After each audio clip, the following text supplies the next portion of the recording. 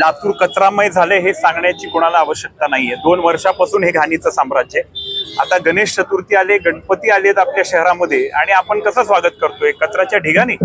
आपण जसं घरामध्ये गणपती येणार म्हटलं की स्वच्छता करतो, त्याला सजवतो, कारण त्याचं पावित्र्य जपलं पाहिजे, गणपतीला चांगलं वाटलं पाहिजे।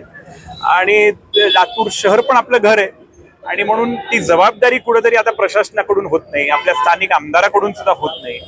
अनेक 2 वर्षापासून आम्ही हजारो निवेदनं दिली, आंदोलनं केलीत। आम्ही इथंच या चौकामध्ये 72 तासाचं अन्नत्याग आंदोलन कचरा व्यवस्थापनासाठी केलं, पण काय फरक पडलाय? जैसे थे परिस्थिती आहे। पण आता आम्हाला असं वाटतंय काय आंदोलन वगैरे नाही, आता हे श्रमदान आहे। इथं गणरायाची आरती ओळण्याचं काम या ठिकाणी आम्ही करण्याचा निर्णय घेतलाय, कचरा साफ करून।